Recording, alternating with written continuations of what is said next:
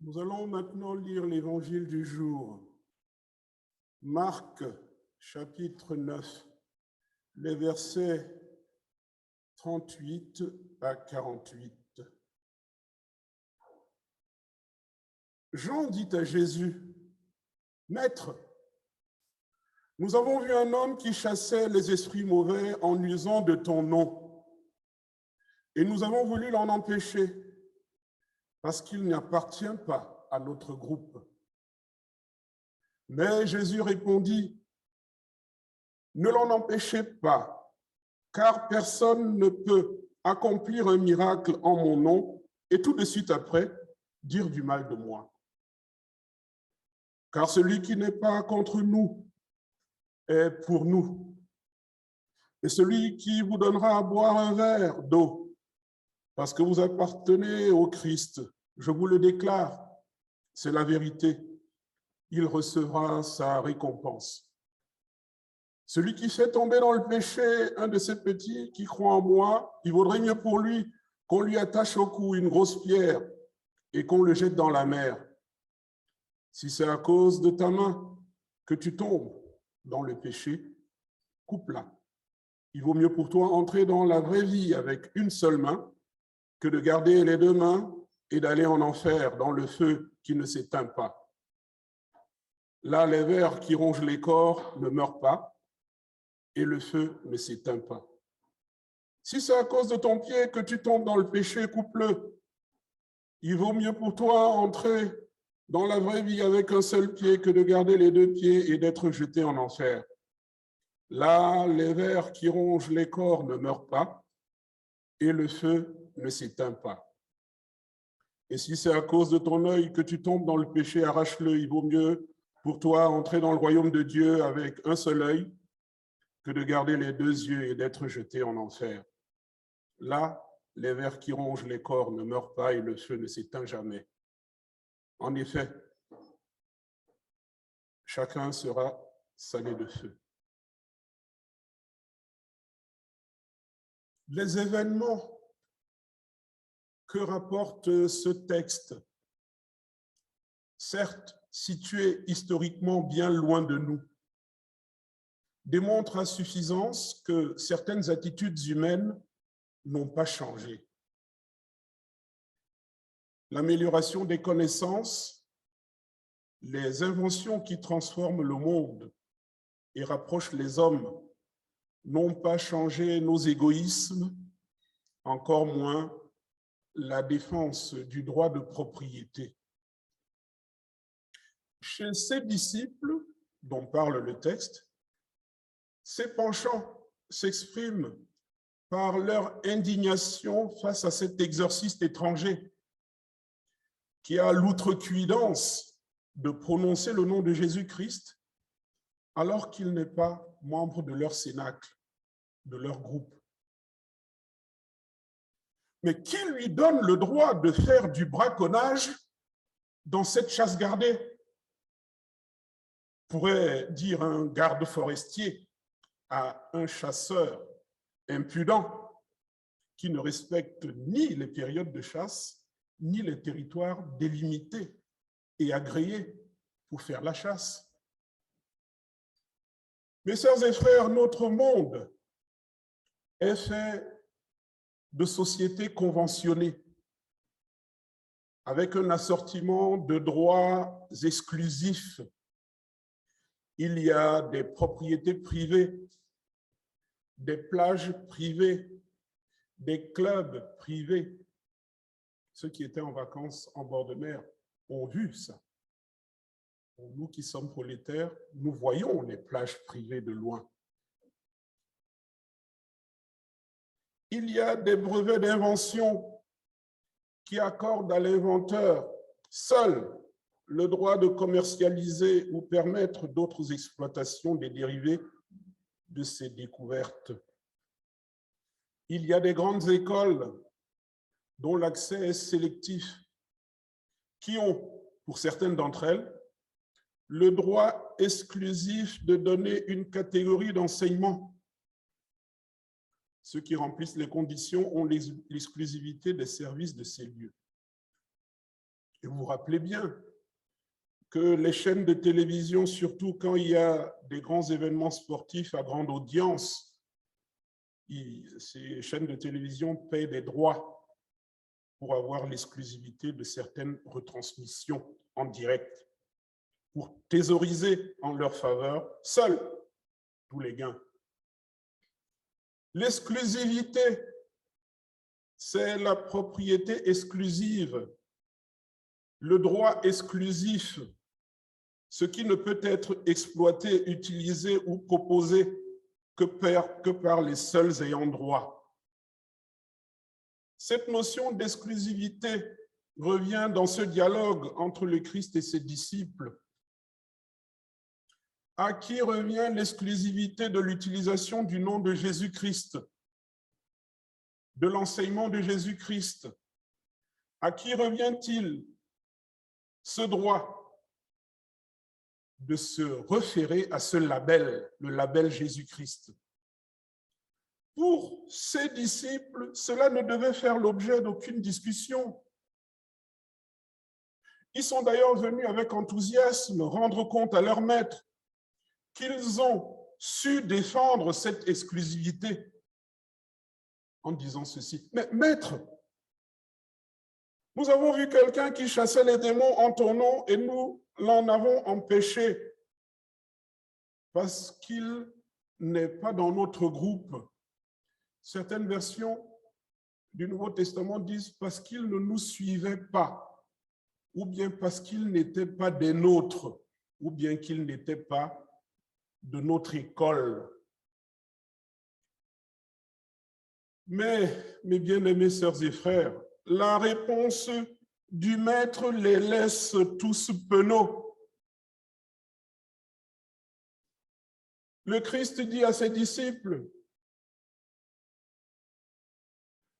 ne l'empêchez pas, car il n'y a personne qui fasse un miracle en mon nom et puisse aussitôt après parler du mal de moi. Celui qui n'est pas contre nous est pour nous. Le maître ne considère donc pas son enseignement comme exclusivement réservé aux disciples. On peut se permettre de le dire en écoutant ce qu'il vient de dire. Ou alors, son enseignement est donné par d'autres maîtres aussi. Bref, ce désaccord a semé quelque peu la confusion. Ce texte, surtout, cette réponse du Christ et cet acte posé par les disciples, parce que le texte a plusieurs versets, vous avez bien compris que j'ai ciblé le verset qui parle de cette notion d'exclusivité. Les disciples voulaient chasser cet exorciste qu'ils ne connaissaient pas et qui s'est permis d'utiliser le nom du Christ. Et le Christ leur dit, celui qui n'est pas contre nous est pour nous. Je disais donc que ce verset ou ce texte ouvre plusieurs pistes d'interrogation et d'interprétation. Mais nous sommes rassemblés juste pour la célébration d'un culte.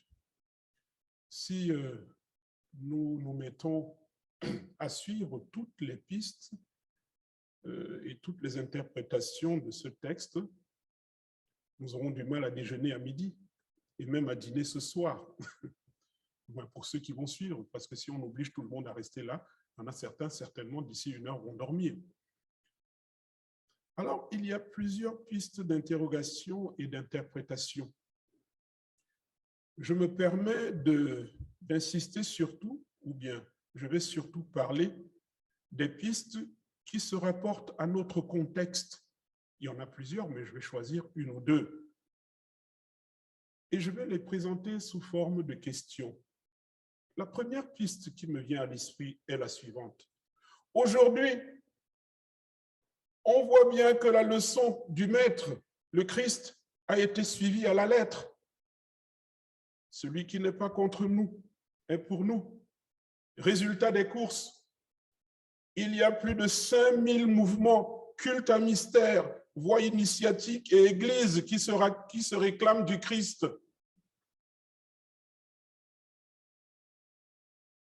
Et si celui qui n'est pas contre nous est pour nous, pourquoi faire simple quand on peut faire plus compliqué? Mais chacun peut inventer son petit truc et parler du maître. Il y a des exorcistes chrétiens, parce qu'on parle d'un exorciste. Il y a des exorcistes chrétiens qui agissent au nom de Jésus-Christ. Mais il y a aussi des exorcistes ou des personnes qui connaissent la théurgie, des théurgies ésotériques et mystiques, qui déclament le nom de Jésus-Christ comme source du pouvoir suprême pour performer leurs exorcismes et guérir. Il y a même certaines prières de magie blanche qui sont conclues par le nom de Jésus-Christ. Alors, quelquefois, les gens se posent la question de savoir, mais ils me disent, mais pasteur, j'étais dans une séance de spiritisme, ou bien j'étais dans une séance d'ésotérisme, mais j'ai entendu comment tout le monde parlait du nom de Jésus. Mais vous avez l'habitude de dire que la magie et les pratiques occultes, ben, c'est quelque chose qui est contraire au Christ. Mais qu'est-ce que tu peux me dire? Qu'est-ce que je dois comprendre?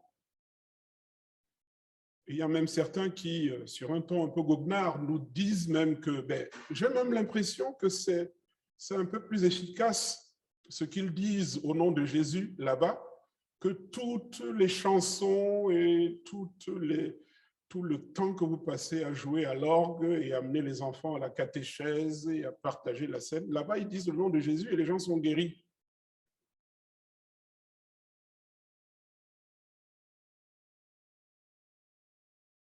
Alors, la question qu'on peut se poser à nouveau est celle de savoir, l'enseignement du Christ surpasserait-il les frontières des églises? C'est saint Irénée de Lyon qui disait « Ubi ecclesia ibi spiritus Dei ». C'est là où est l'église qu'il y a l'Esprit de Dieu et Jésus-Christ. Mais là, on se rend compte que il y a aussi Jésus-Christ hors de l'église et loin de cet endroit, si on s'en tient à ce qu'on voit. Alors, mais il y a des gens qui te disent, non, ben, ils disent ça, mais ils disent d'autres noms après, ou ils disent d'autres choses, mais quand même, la personne te dit, mais moi, j'ai quand même entendu le nom de Jésus, et j'ai vu une Bible, et j'ai vu des croix. Alors, l'enseignement de Jésus-Christ est-il universel? Ou alors, c'est un dépôt qu'on peut trouver dans toutes les écoles spirituelles? Celui qui n'est pas contre nous est pour nous. Alors, la deuxième piste est la suivante. Je ne vous impose pas ces choses, c'est ma lecture. Que dire de l'œcuménisme? Si celui qui n'est pas contre nous est pour nous, à quoi sert-il alors de rassembler les chrétiens autour de moult consensus? Parce qu'aujourd'hui, le grand combat de l'œcuménisme, disons ceci de la même façon, faisons cela de la même façon parce qu'on est trop éloignés les uns des autres. Essayons de faire quelque chose de consensuel. Je me rappelle que je suis allé, comme j'allais souvent, quand j'étais en Suisse, j'allais souvent au conseil œcuménique des églises pour participer au culte œcuménique qui était souvent animé par des officiants de multiples confessions chrétiennes. Ils ont finalement formulé une liturgie œcuménique qui prend un petit peu de là, de ceci et de cela, pour que les gens puissent trouver un lieu commun, un lieu de rassemblement. Mais à quoi ça sert si celui qui n'est pas contre nous est pour nous? Si chacun, dans sa façon d'être et de faire, est agréé par le maître, tant qu'il dit son nom, peut-être que je fais une traduction littérale, mais je crois que c'est ce qui est dit. Et je crois que les disciples peut-être ont posé ces questions au maître. Cette affirmation du Christ, mes sœurs et frères, me rappelle ce que dit le verset 16 du chapitre 3 de l'évangile de Jean. C'est par là que je vais conclure. Oui, moi ça me rappelle plutôt ce verset 16 du chapitre 3 de l'évangile de Jean qui dit ceci. Car Dieu a tant aimé le monde qu'il a donné son Fils, afin que quiconque croit en lui ne périsse point, mais ait la vie éternelle. Quiconque. Personne ne peut s'approprier cette grâce ou prétendre avoir l'exclusivité d'en parler. Dieu a pris l'initiative de venir vers nous par Jésus-Christ, sans être accompagné par les hommes dans cette démarche. La puissance salvifique du Christ n'est pas un enseignement qui appartiendrait à telle religion, pas à l'autre, à tel groupe de disciples et pas l'autre. Si on s'en tient à ce que dit ce texte qui vient donner une autre ouverture à la compréhension de l'enseignement du maître. Cet enseignement n'est pas donné à une école particulière ou à quelques disciples. Et la parole de Dieu vient encore renforcer cela en ces termes. Le Christ dit lui-même, « J'ai vaincu le monde ». Il ne dit pas que mon enseignement a été bien meilleur que celui des autres écoles. Mais il dit, « J'ai vaincu le monde ». Jean 16, 33. La rédemption du Christ est accordée à tous les humains, pas aux humains de telle religion ou pas du tout aux athées, et peut-être à ceux qui ne savent pas faire ou qui ne comprennent pas, mais à tous les humains. Il est lui-même une victime expiatoire pour nos péchés, non seulement pour les nôtres, mais aussi pour ceux du monde entier. C'est ce que l'épître de Jean dit, 1 Jean, chapitre 2, verset 2. Et c'est un décret divin. Ce n'est pas le résumé de l'enseignement d'une école. Et comme le dit enfin l'apôtre Paul, et j'aime bien ce que l'apôtre Paul dit aux Corinthiens dans cette deuxième lettre aux Corinthiens. L'apôtre Paul dit, Dieu était en Jésus-Christ, réconciliant le monde avec lui-même.